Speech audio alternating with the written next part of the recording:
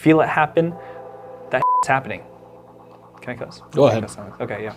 Just, post edit, add that beat. Yeah, but that's the cool thing about multimodality. All right, almost Dr. Castro. Can you define to me multimodality, as I know that's what the origins of Edge Sound research is based on? Yeah, multimodality is really cool because it literally means many modes, right? And we say mode, we mean basically method or medium of transfer. So, for example, seeing each other, we're using visual modes, right? The fact that I can describe you in visual characteristics means I'm using a visual mode to represent that. All your other senses are other different methods of transportation of information.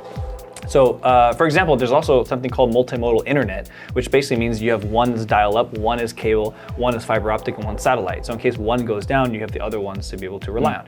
And that's basically the same way that we use multimodality here at Edge Sound Research, which is we have a device that moves stuff back and forth so quickly that it creates an acoustic response, but it also creates the physical audio response.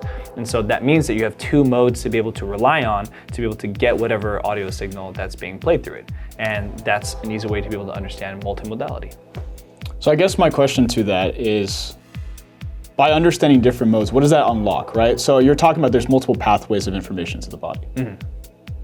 What happens as you add more or have less? What is the added benefit or the added loss in the concept of multimodality? Good question. We can look to VR to be able to answer what if we don't have all those modes, right? So in reality, I can smell, I can see, I can hear, I can feel. I'm not gonna touch you, but I can feel. And also I can feel differences and changes of temperature and stuff like that. There's all these things that are informing my body right now of what is in my space or what's happening to my space or what's happening to me in the space. But if I turn on VR, I only have a visual and maybe some audio that tells me what stuff is happening, which is great to be able to say, hey, it sounds like I'm there, it looks like I'm there, maybe I'm there, yeah. But I think we all know if you've tried VR or not really. And you need more of these other aspects of information to plug in to be able to give you more information of that other scene, to be able to give you a determination of what's happening, again, in that room or in that environment or or what's happening to your virtual body over there. So more modes is more information, but it's cool that if you have the same information that goes with multiple modes, it means that the same thing has now 3 chances of getting interpreted by your body, which actually is not just an additive benefit, it's actually a multiplicative effect. Because if I can see it happen, I can hear it happen, I can feel it happen, that's happening. Can I cuss? Go ahead. Okay, yeah.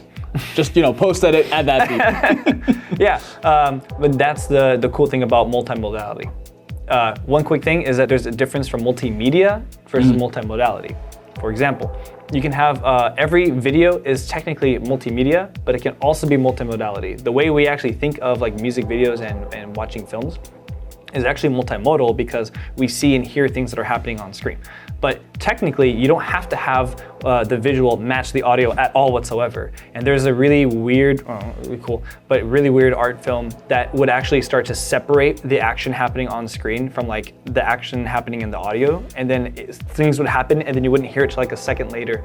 And then it happens to like, follow what happened from the previous effect and then it kind of lines up at certain places. It's really cool, but is really disorienting when the visual modes aren't synced, at least for probably most people. Some people might like it, but.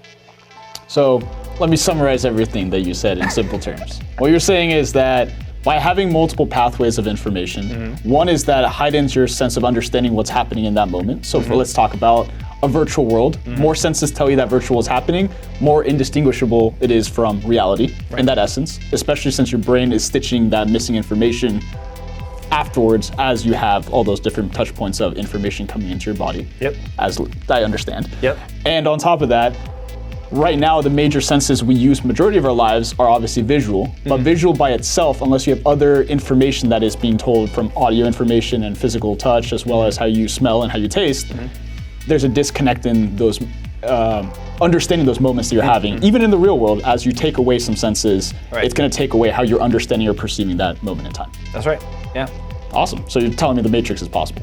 Definitely. If you think about the actual science behind the Matrix, that's pretty cool because you're basically going straight to the brainstem and addressing all the sensory elements at once. So, it's maybe more fact than science fiction. Obviously, still science fiction because it wouldn't be at that level of detail, but technically, it is possible to hijack all of your senses at once. Cool. Multimodality, Matrix. Let's make it happen.